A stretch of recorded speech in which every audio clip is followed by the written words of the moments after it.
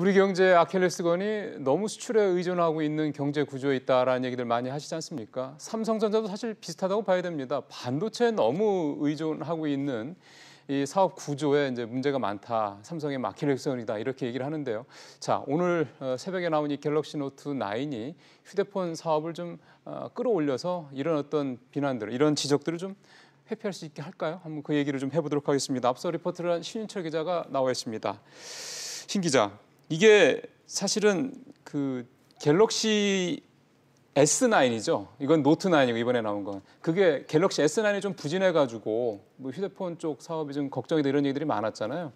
이게 삼성 2분기 실적이 예상보다 안 좋게 나온 것도 그것 때문이라면서요? 네, 맞습니다. 삼성의 최근 실적을 보면 반도체는 호황, 그렇죠. 휴대폰은 부진이라고 정리할 수 있는데요. 가장 큰 이유는 중국 저가폰의 추격이 거세기 때문입니다. 여기에 프리미엄 시장에서는 애플이 우위를 차지하고 있어 수익 측면에서는 삼성보다 더 좋은 상황이고요. 요즘 삼성 스마트폰은 아이폰과 중국 저가폰 사이에서 말 그대로 샌드위치 상태라고 할 수 있을 것 같습니다. 그런 상황에서 이제 갤럭시 노트 9이 이제 나온 거잖아요. S는 조금 부진했고. 자, 이 노트 9은 좀 이런 분위기를 반전시킬 수 있을까요?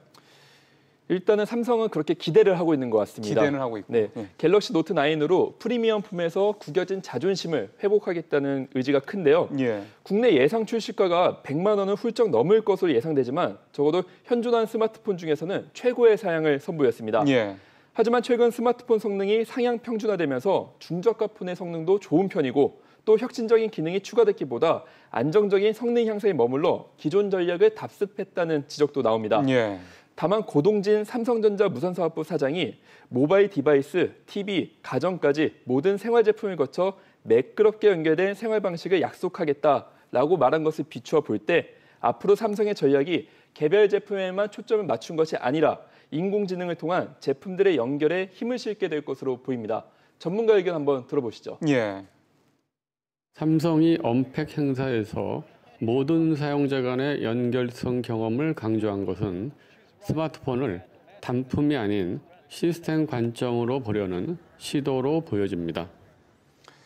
근데 오늘 주식시장에서 삼성전자 주가가 떨어졌다면서요? 왠지 좀 찬물을 끼얹은 그런 느낌인데 오늘 삼성전자 주가 떨어진 이유가 뭐 때문이었습니까? 네, 미국 투자은행인 모건 스탠리가 그 반도체 기업에 대한 투자 전망을 하향 조정한 데 따른 것입니다. 휴대폰이랑 관계 없군요. 네, 반도체 때문인데 최근 보고서에서 반도체 기업 투자 전망을 바로 가장 낮은 등급인 G로 내렸기 때문입니다. 반도체가 국내에서는 아직까지 호황이지만 중국의 반도체 굴기, 공급 과잉 가능성 등 위험 요소가 끊이지 않고 있습니다. 삼성이 이번 스마트폰 관련 기기들의 기대를 크게 거는 이유도 반도체 시장에 대한 전망이 엇갈리는 상황에서 또 다른 핵심 사업인 스마트 기기 사업을 다시 궤도에 올려놔야 하기 때문입니다. 그러게요. 이 갤럭시 노트 9마저 만약에 S9처럼 좀 부진하면 삼성의 휴대폰 사업에 대한 그런 기대치가 더 낮아질 수도 있겠군요. 아 참, 아까 100만 원 좀 넘는다고 그랬잖아요. 이 갤럭시 노트 9은 지금 대략 어느 정도 가격대로 생각하면 됩니까? 지금 딱 두 종류로 나와 있는데 네. 기본은 109만 원, 그리고 좀 더 용량이 큰 버전은 135만 원으로 이제까지 나온 휴대폰 중에서는 가장 높은 비싸네요. 가격대입니다. 109만 원짜리는 그 용량이 얼마나 되니까 요즘 용량을 중요하게 보는 분들이 많잖아요. 128기가로 알려져 있습니다. 예, 알겠습니다. 신 기자 잘 들었습니다.